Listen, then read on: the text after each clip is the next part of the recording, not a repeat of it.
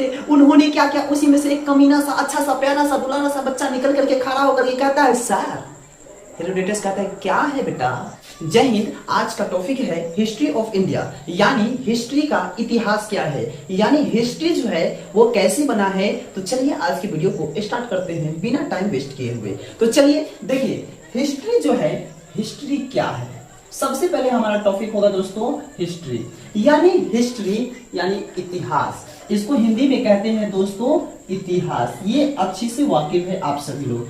इतिहास का मतलब क्या होता है सो जानेंगे। जैसे इतिहास तो इसका हम खंडित करते हैं तो इति जोर ह जोर आस, यानी इतिहास मतलब फिक्स्ड पॉइंट। मतलब क्या होती है, फिक्स्ड पॉइंट आप बोल सकते हो, फिक्स्ड ऑफ पॉइंट। पॉइंट समझा है कि नहीं आया, फिक्स्ड पॉइंट। यानी हिस्ट्री का मतलब आप जान सकते हैं, बोल सकते हो आप दूसरी लैंग्वेज से, फिक्स्ड ऑफ पॉइंट। अब बात करते हैं कि हिस्ट्री जो है यह चीज क्या है, यानी हिस्ट्री का मतलब क्या होता है। तो दोस्तों आप सभी लोग जान लीजिए कि ये इतिहास है और इसका हम संधि विच्छेद करते हैं, खंडित करते हैं तो इति जोर ह जोर आस होता है। समझ रही है। तो इतिहास यानी इसका मतलब हुआ, हिंदी में समझेंगे कि यह निश्चित है। क्या हुआ, यह निश्चित है, यह निश्चित है। यानी इतिहास का मतलब होता है यह निश्चित है। और इसको आसानी से समझने के लिए ग्रीस के लोग ने इसे हिस्टोरिया के नाम से नाम रखा, यानी हिस्टोरिया कहा। यानी इतिहास को आसानी से समझने के लिए इतिहास का अन्य नाम ग्रीस के लोगों ने हिस्टोरिया नाम रखा। क्या नाम रखा दोस्तों, तो हिस्टोरिया यानी हिस्टोरिया। बात समझ में आया कि नहीं आया, हिस्टोरिया नाम रखा। हिस्ट्री, हिस्ट्री जान लीजिए कि हिस्ट्री शब्द का प्रयोग किसने किया, हिस्ट्री शब्द का मतलब क्या होता है। तो दोस्तों सबसे पहले जान लीजिए कि हिस्टोरिया है और इसका मतलब होता है बुनना। इसका तात्पर्य हुआ, इसका मतलब हुआ बुनना। क्या हुआ, बुनना हुआ। और हिस्ट्री का मतलब क्या होता है इसे जान लीजिए। हिस्ट्री शब्द किसने दिया, हिस्ट्री जो आप जान रहे हैं, यानी हिंदी में तो आप जान गए कि भाई साहब ये होता है। और हिस्ट्री का आप जान लीजिए कि इतिहास क्या हुआ। हिस्ट्री शब्द किसने दिया, हिस्ट्री जो आप लैंग्वेज जान रहे हैं, हिस्ट्री, हिस्ट्री ऑफ लैंग्वेज किसने दिया, तो जान लीजिए हिस्ट्री यानी हिस्ट्री। हिस्ट्री शब्द जो है ये जो है इन्होंने हिस्ट्री शब्द का नाम सर्वप्रथम हेरोडेटस नामक वैज्ञानिक ने दिया था। यानी हिस्ट्री शब्द का जो नाम है सर्वप्रथम किसने दिया था, तो हेरोडेटस नामक वैज्ञानिक ने हिस्ट्री का नाम दिया था। किसका नाम दिया था, हिस्ट्री का नाम दिया था हेरोडेटस नामक वैज्ञानिक ने। इन्होंने अपनी पुस्तक में लिखा था इन सभी के चीज के बारे में, यानी हेरोडेटस नामक वैज्ञानिक ने अपनी पुस्तक हिस्टोरिका में लिखा है। यानी जितना भी इन सभी चीज का जो इतिहास लिखा गया है वो सभी के सभी हिस्टोरिका में हेरोडेटस नामक वैज्ञानिक ने इन्होंने अपने किताबों में लिखा है। यानी हिस्ट्री शब्द किसने दिया, हेरोडेटस नामक वैज्ञानिक ने।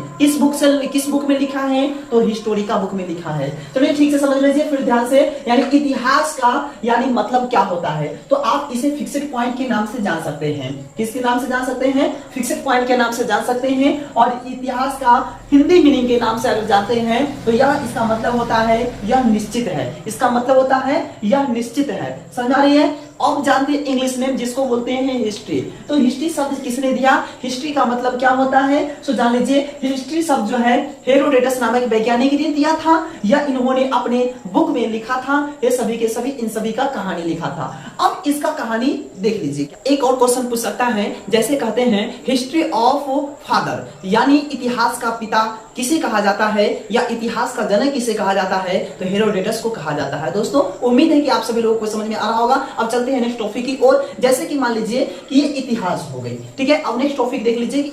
अब ये जितना भी समझे हैं ये इसका मतलब कि वन लाइनर पॉइंट था। अब जानिए इसका मेन पॉइंट क्या है दोस्तों। देखिए जैसे कि इतिहास, अब इतिहास में एक बात बताइए, अब जरा एक जगह अगर कोई चीज रहता है तो उसको भाग में आसानी से उसको आप नहीं हासिल कर सकते हैं। अगर वही चीज जैसे कि मान लीजिए 5 उंगली है, अगर इस उंगली को एक ही करके तोड़ेंगे तो जल्दी टूट जाएगा। अगर यही चीज इकट्ठा हो जाता है तो एक मुट्ठी हो जाता है। अगर यही मुट्ठी को अगर आप तोड़ना चाहते हो तो नहीं टूटेगा। ठीक इसी प्रकार से हिस्ट्री है और हिस्ट्री को क्या किया गया कि इकट्ठा है। अब हिस्ट्री को जैसे कि होता है ना कुछ कमीने, अब जैसे कि मान लीजिए कि हेरोडेटस नाम एक वैज्ञानिक थे, उन्होंने क्लास ले रहे थे। अब क्लास में बहुत सारे बच्चे बैठे थे, उन्होंने क्या किया, उसी में से एक कमीना सा अच्छा सा प्यारा सा दुलारा सा बच्चा निकल करके खड़ा होकर के कहता है सर। हेरोडेटस कहता है क्या है बेटा? कहता है सर आप जो हिस्ट्री बोल रहे हैं इस हिस्ट्री को क्या ऐसा नहीं किया जा सकता है जिसे हम आसानी से पढ़ सके? हेरोडेटस नामक वैज्ञानिक ने कहा बेटा ये सही है, तुम्हारा पॉइंट सही है, ये जरूर होगा, संभव है। तब जाकर के हेरोडेटस नामक वैज्ञानिक ने क्या किया, इसको 3 भागों में बांट दिया। इसको 3 भागों में बांट दिया। वह भाग कौन कौन है जरा गौर फरमाइए। जैसे कि ये 3 भागों में इसको हेरोडेटस नामक वैज्ञानिक ने क्या किया, बांट दिया। जैसा कि सर आप देखेंगे, वेरी वेरी पॉइंट है सर, वेरी वेरी पॉइंट है, गौर से देखेंगे। इन्होंने क्या किया, एक को प्राचीन काल में बांट दिया, एक को प्राचीन काल में बांट दिया, दूसरा को मध्यकाल में बांट दिया, दूसरा को मध्यकाल में बांट दिया और तीसरा को आधुनिक काल में बांट दिया। समझ आ रही है ना, आधुनिक काल में बांट दिया। कहा कि भाई साहब ये इसको अब आसान कर दिया गया, हेरोडेटस ने आसान कर दिया। अब वो बच्चा बैठ गया, कहता हाँ सर हमको समझ में आया, आपने सही किया, अब हम लोग को समझ में आएगा। अब उसी में से एक और लड़का उठा, कहता है सर आपने तो इसको भाग में बांट दिया, क्या ऐसा नहीं हो सकता है कि इन तीनों को भी अलग अलग भागों में बांट सकते हैं? हेरोडेटस नामक वैज्ञानिक ने कहा कि बेटा सही है, बांट सकते हैं, क्यों नहीं बांट सकते हैं, बांट सकते हैं, बट कैसे बांट सकते हैं? लेकिन सबसे पहले आप जरा ये तो बताइए, ये चीज जो आप बांटे हैं इसका मतलब क्या क्या होता है? आपने तो पॉइंट लिख दिया, लेकिन इसका मतलब क्या होता है, जरा बात तो बताइए। हेरोडेटस नामक वैज्ञानिक ने कहा बेटा सही है, मैं बता रहा हूं, तुम ध्यान से समझो। कहा ठीक है जरा बताइए तो सही।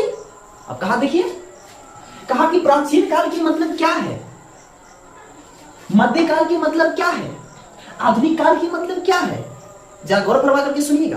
कहते हैं जैसे प्राचीन काल की मतलब दोस्तों इसमें चले आएगा ईसा पूर्व, और मध्यकाल आधुनिक काल, इसलिए दोनों में, ये दोनों में ईसा पूर्व और ईसवी दोनों चले आएगा। ईसा पूर्व और ईसवी दोस्तों दोनों आ जाएगा, और आधुनिक काल में आ जाइए ईसवी।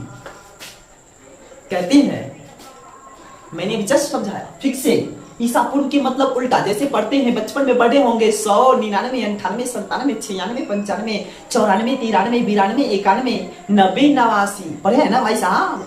तो दोस्तों इसी को तो, ये ही तो है ईसा पूर्व, जो उल्टा चलता है। आसान भाषा में आप इसे समझ सकते हैं, उल्टा। प्राचीन काल के मतलब होता है उल्टा, और आप जान लीजिए आधुनिक काल, आधुनिक काल के मतलब सीधा। पढ़ते हैं 1 2 3 4 5 6 7 8 पढ़ते हैं ना। तो इसी प्रकार से यानी जो सीधा चल रहा है वो आधुनिक काल में चले आता है, और जो बीता हुआ काल यानी जो उल्टा चल रहा है वो ईसा पूर्व में चले जाता है। बात समझ आ रही है कि नहीं आ रही है? आ रही है ना? जी हाँ, उम्मीद है कि आप लोगों को आ रही होगी। अब देखिए मध्यकाल में ये दोनों चले आया। अब उसी में से कुछ स्टूडेंट थे, उन्होंने खड़ा हुआ और पूछा कि सर अब जरा एक बात बताइए, आपने इसे तो आसान कर दिया पढ़ने में, लेकिन क्या आप इसे फिर से खंडित करके फिर इसे अलग अलग भागों में क्या बांट नहीं सकते हैं? हेरोडेटस ने कहा क्यों नहीं बांट सकते हैं? तो उस स्टूडेंट ने कहा कैसे, हाउ? कहा good your question, I like your question. अब देखिए कैसे इसको बांटा उन्होंने। कहा कि देखिए ये जो है इसको भी अनंत भागों में बांटा है दोस्तों। अब देखिए कैसे बांटा है इसे, जरा गौर फरमाइए तो सही। अब प्राचीन काल को इसी में से क्या किया इन्होंने, बांट दिया। इसको भी 2 भागों में बांट दिया। फिर उसमें से एक उठता है, कहता है सर क्या आप इसे आसान नहीं कर सकते हैं? उसमें से उन्होंने महाराज यानी गुरुजी ने कहा, क्या कहा जरा गौर फरमाइए। कहा कि बेटा सही है, मैं बांट सकता हूं, लेकिन जरा गौर फरमाओ, सही से समझो। कहा कि प्राचीन काल है और प्राचीन काल को भी 2 भागों में बांटा।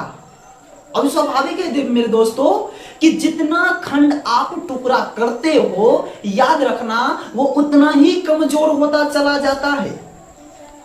मान लो तुम्हारी फैमिली है, ओके, अब उसमें 2 भाई 3 भाई हो, समझा रही है। अगर आप अलग अलग तरीकों से सभी अपने अपने तरीकों से यूज करते हो तो वो फैमिली नहीं चलने वाली है। वही चीज अगर इकट्ठा होकर के कोई वर्क करते हो तो वो चलेगी। ठीक उसी प्रकार से हिस्ट्री को क्या कर दिया गया, आसान करते चला गया। देखो कैसे किया, जैसे साहित्य यानी प्राचीन काल को दो भागों में बांटा, यानी साहित्यिक स्रोत और पुरातात्विक स्रोत। साहित्यिक स्रोत के बारे में जानेंगे। उसी में से एक लड़का उठा करता है, सर क्या साहित्यिक स्रोत को हम आसान नहीं कर सकते, क्या उसको हम अलग अलग भागों में नहीं बांट सकते। उसी में से तो वैज्ञानिक ने कहा हाँ मेरे दोस्त हो सकता है, क्यों नहीं हो सकता बेटा, जरा गौर फरमाओ। देखो फिर साहित्य स्रोत को दो भागों में बांट दिया, फिर साहित्य स्रोत को दो भागों में बांटा, और फिर देखो साहित्य स्रोत को दो भागों में बांट दिया। पहला हो गया धार्मिक साहित्य और दूसरा का हो गया यानी लौकिक साहित्य। बात करते हैं धार्मिक साहित्य, तो धार्मिक साहित्य को भी मेरे दोस्तों कितने भागों में बांट दिया, उसे भी आसान कर दिया गया और दो भागों में बांट दिया, एक ब्राह्मण और एक गैर ब्राह्मण ग्रंथ। एक ब्राह्मण ग्रंथ और दूसरा का गैर ब्राह्मण ग्रंथ। जबकि ब्राह्मण ग्रंथ में देख सकते हैं आ जाता है वेद, पुराण, आरण्यक, उपनिषद, महाभारत, स्मृति ग्रंथ आदि बहुत सारा ग्रंथ जो है वो सभी के सभी ब्राह्मण में चले आते हैं। जबकि गैर ब्राह्मण में दोस्तों क्या आ जाते हैं, जैन, बौद्ध यानी आदि, इन सभी क्रिश्चियन, ये सभी के सभी गैर ब्राह्मण ग्रंथ में चले आते हैं। अब इस प्रकार से उन्होंने आसान करता गया। जैसे कि देख लीजिए लौकिक साहित्य है, तो लौकिक साहित्य ये भी आसान हो गया। इसका मतलब क्या हुआ, तो दोस्तों लौकिक साहित्य को क्या कर दिया गया, यानी ऐतिहासिक जितना ग्रंथ था, जिब्री था, जैसे कि मान लीजिए कोई वैज्ञानिक है, मान लीजिए हेरोडोटस ही देख लीजिए, तो सब वैज्ञानिक जो थे क्या किए कि अपना अपना जिब्री लिखते थे। पहले होता था क्या, अभी भी होता है मेरे दोस्त, अभी भी ऐसे व्यक्ति हैं जो उन्होंने क्या करते हैं कि अपना सभी का यानी सुबह से लेकर के शाम तक कितना वर्क किए वो सभी के सभी एक डायरी मेंटेनेंस करते हैं दोस्तों।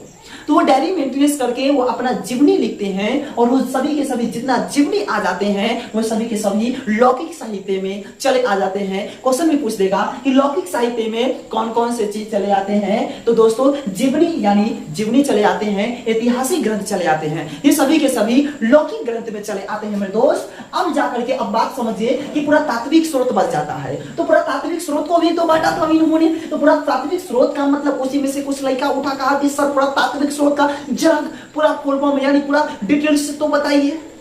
हेरोडोटस नामक वैज्ञानिक ने कहा जी हाँ, इसका भी है तरीका मेरे दोस्त। कैसे, जरा देखिए। कहा कि पुरातात्विक स्रोत है दोस्तों, इसको भी आप आसानी तरीका से पढ़ सकते हैं, इसको भी अलग अलग तरीका से बांट कर सकते हैं। कैसे, देखिए अभिलेख हो गया, सिक्का हो गया, स्मारक हो गया, मूर्ति कला हो गया, चित्रकला हो गया आदि, इन सबों को अलग अलग तरीकों से यूज करना उन्होंने वैज्ञानिकों ने सिखाया बच्चे को। तो इस प्रकार से हिस्ट्री का इतिहास को बताया गया। और दोस्तों आप लोगों को यह वीडियो कैसा लगा कमेंट बॉक्स में जरूर बताएं, और इस चैनल पर नए हैं तो प्लीज इस चैनल को सब्सक्राइब कर लें और साथ ही साथ बेल आइकन को प्रेस कर लें, ताकि इसी प्रकार से नई नई चीजों आप तक पहुंचता रहे बिल्कुल मुफ्त। और अब इसका पॉइंट दोस्तों चलिए नेक्स्ट क्लास में आप लोगों को हम बताएंगे कि ब्राह्मण ग्रंथ है, गैर ब्राह्मण ग्रंथ है, यानी वेद पुराण, आरण्यक, उपनिषद, महाभारत, स्मृति, ये सब के बारे में नेक्स्ट क्लास में बताएंगे। तब तक के लिए धन्यवाद, जय हिंद।